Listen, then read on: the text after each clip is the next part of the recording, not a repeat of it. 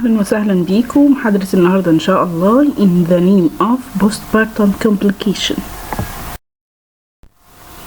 The postpartum period, it is important period because there are increase in physiological and psychological stress. بيبقى فيه كمان fatigue of late pregnancy and labor. وبيبقى فيه عندي during labor soft tissue trauma from delivery and blood loss. All of these factors increase the woman's vulnerability or liability to complication during the postpartum period. Now we speak about the postpartum complication, which is divided into immediate postpartum complication and late postpartum complication. In the first type, immediate postpartum complication, we speak about the postpartum hemorrhage. It is a very important problem that can arise during this period of time. Postpartum complication can be defined as excessive blood loss, more than 500 milliliter in the first 24 hours after delivery from the vaginal tract or at any time following birth of baby to the end of preparing. يعني ايه الكلام دوت؟ يعني هو عن excessive blood loss اكتر من كام؟ لان النورمال بتاعي عندي احنا عارفين النورمال vaginal delivery ممكن يبقى up to 500 milliliter، انما هنا عندي اكتر من 500 مليلتر في أول 24 ساعة، وهذه المرحلة بتاعت immediate postpartum period. After speaking about the definition of postpartum hemorrhage, we can speak about the types of postpartum hemorrhage. The types of postpartum hemorrhage can be divided into two types. The first type, primary postpartum hemorrhage, which occurs during the first 24 hours after delivery, while the second postpartum hemorrhage can be delayed more than 24 hours, or can occur as long as 6 weeks after delivery. يعني ايه الكلام دوت؟ يعني البرايمري postpartum hemorrhage ده بيحصل في أول 24 ساعة مباشرة بعد الولادة، إنما السكندري postpartum hemorrhage ده بيحصل بعد 24 ساعة من الولادة، وممكن يحصل at any time in the first 6 weeks after delivery. خلاص، طبعا لكل تايب من دول ليها كوزيس، يعني اللي بيحصل أول 24 ساعة دي ليها أسباب معينة مختلفة عن السكندري أو الليت postpartum hemorrhage اللي بتحصل بعد 24 ساعة زي ما احنا هنشوف إن شاء الله بإذن الله في المحاضرة. After speaking about the definition and types of postpartum hemorrhage, now we speak about the predisposing factors or risk factors for postpartum hemorrhage.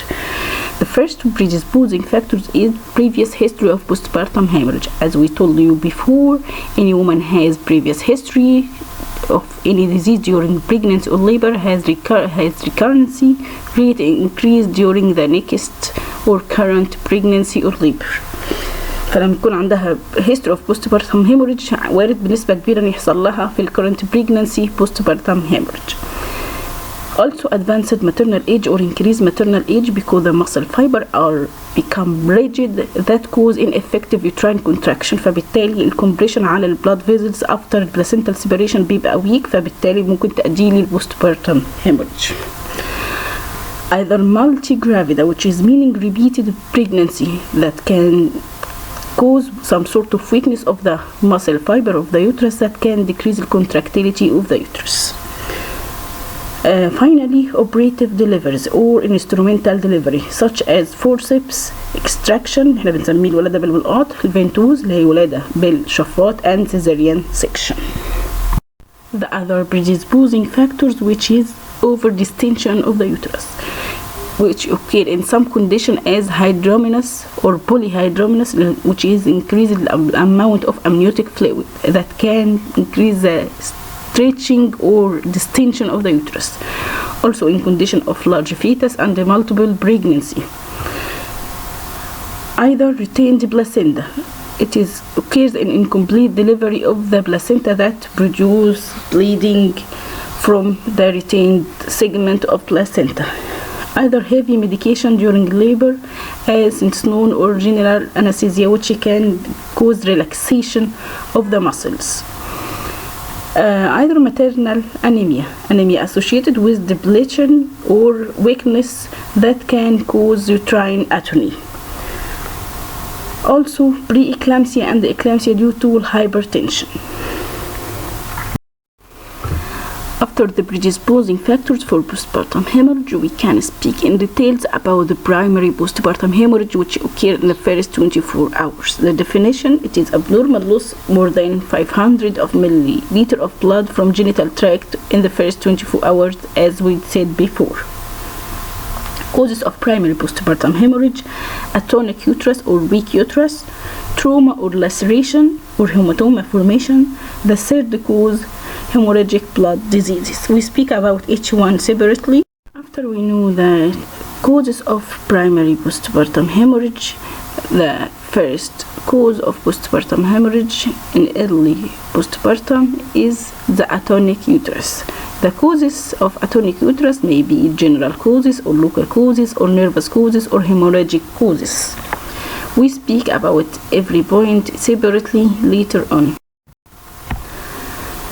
The general causes of atonic uterus may be due to anemia, multipara, prolonged labor, which can increase the exhaustion of the mother and fatigue, and can lead to decrease the contractility of the muscle fiber. Also, excessive sedation and deep anesthesia that can cause depression, CNS, central nervous system, which stimulate uterine contraction. Then we speak about the local causes which are related to the uterus itself, such as overdistension of uterus, as we mentioned before, due to polyhydramnios, multiple pregnancy, big size fetus, or also due to other problems such as uterine fibroid أو اللي احنا بنسميها ورم ليفي، ودوت بيعمل لي inefficient uterine contraction. Also, incomplete placental separation, as we said before. These factors related to the uterus itself. Also, the other important local causes that can increase the atonic uterus is presence of uterine scar, which can cause stretching of the muscles fiber of the uterus that can limit its movement or its contraction. Either blood clots or pieces of membrane، زي ما احنا اتكلمنا لو في عندي retained placenta or membrane or either blood clots، ده كله هيعمل لي atonic uterus، بيسبب لي weakness للمسل. كمان من ضمن الحاجات اللي بتبقى موجودة rapid or precipitated labor اللي احنا قلنا عليها قبل كده، اللي هي delivery occurs in less than 3 hours، ودوت نتيجة ايه؟ بيبقى فيها vigorous contraction او strong contraction، ودوت بيأثر لي على المسلز بتاعة اليوترس، كان cause inefficient contraction and retraction. طبعا بيبقى فيها ضعف في العضلات بتاعة الرحم نتيجة الكونتراكشن اللي ورا بعضها واللي سريعة في وقت قليل. في عندي كمان بلاسينتا بريفيا، احنا كنا قلنا ان البلاسينتا بريفيا قبل كده هي عبارة عن implantation of البلاسينتا in the lower uterine segment، بتبقى موجودة في اللور uterine segment. طب دي ايه مشكلتها؟ مشكلتها ان اللور uterine segment بيبقى فيه thinner muscle layer، بالمسلز اللي فيها بتبقى thin، بيبقى عددها قليل، فبالتالي after placental separation المسلز اللي هي عددها قليلة دي واللي هي thin can't control the bleeding after placental separation، ما بتقدرش تقفل contraction، ما بتقدرش تقفل will او ما بتقدرش تعمل will contraction على مكان البلاسنتال separation. انما الطبيعي ان هي تبقى موجودة فوق في الفندس، لان هو دوت مجهز بالمسل فايبر كتيرة عشان يقدر يعمل compression على البلاد فيزلز after placental separation. في عندي كمان اللي هو الابرابتو بلاسينتا، والابرابتو بلاسينتا دي احنا عرفناها اللي هي بريماتور سيباريشن اوف البلاسينتا اللي هي بتتفصل قبل ميعادها. طب ايه مشكلتها في الاتونيك يوترس؟ ان هي بتسبب لي ان في اوز للبليدنج بيبقى بتوين الماسل فايبر، فبالتالي بيعوق الاكشن اوف this contraction of the uterine muscles fiber، فبالتالي من ضمن اسباب local causes of atonic uterus.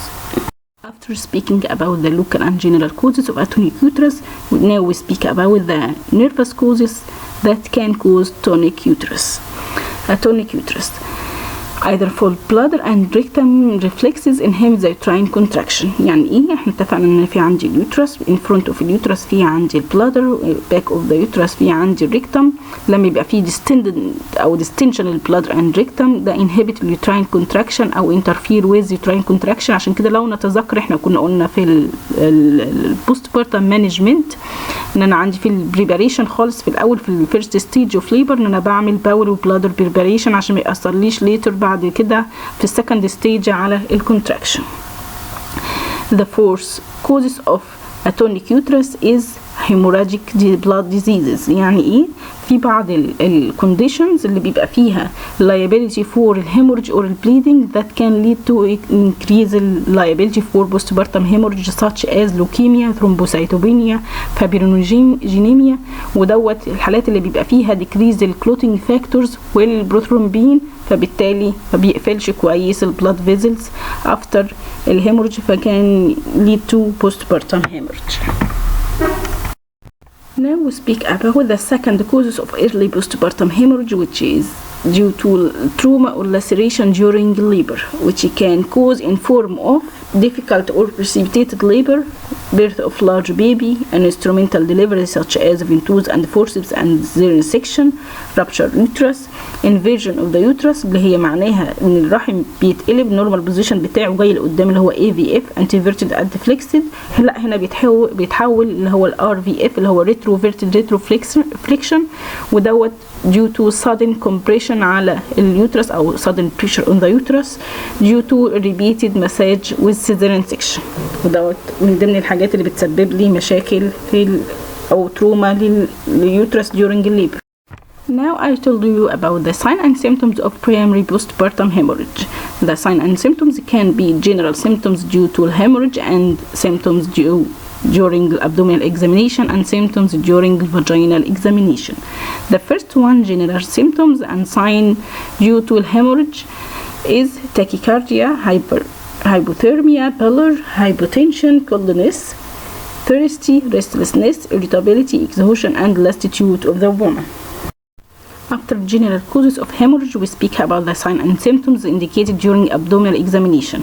When examining uterus abdominally, either can in the case of the bleeding is concealed in the uterus. concealed يعني ايه؟ يعني متحوش وموجود في اليوترس ما خرجش، دوت بيسبب لي اللي هو الاتوني اوف ذا يوترس زي ما احنا قلنا ان retained membrane او البلاسينتا او البلاد كلوتس، دوت ممكن يسبب لي اللي هو الاتونيك يوترس.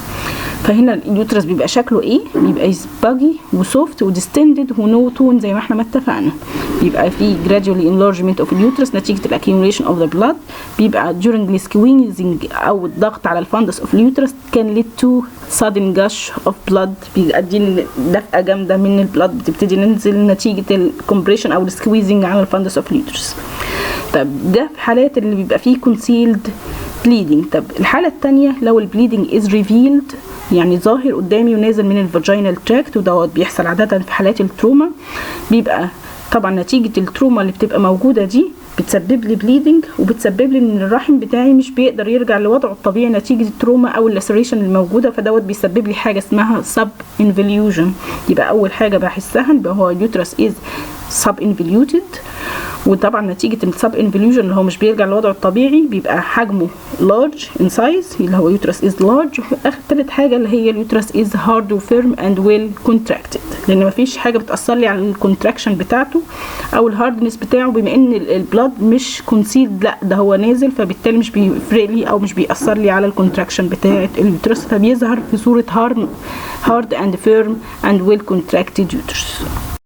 Regarding to the signs and symptoms from the vaginal examination، طبعا في حالة التروما أو laceration أنا ممكن أشوف إيه؟ هشوف إن في cervical birth laceration or injury، ونتيجة laceration or injury دوت البليدنج هيبقى الكالر بتاعه bright red in color، على عكس لما بيكون السبب بتاعي retained membrane or placenta هلاقي إن البلاد بتاعي dark red in color. وبكده أكون خلصت الساين والسيمتومز from early bleeding في البوستبارتم hemorrhage، وهتكلم دلوقتي عن diagnostic measures of the primary postpartum hemorrhage.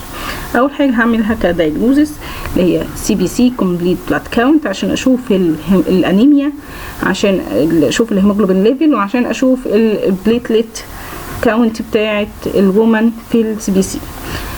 هعمل إيه كمان؟ هعمل cross matching blood grouping types عشان لو هي احتاجت مني بلاد ترانسفيوجن نتيجة الهيموريدج بتبقى موجودة دي ابقى عاملة حسابي وابقى عاملة البلاد جروب تايب بتاعة الومن.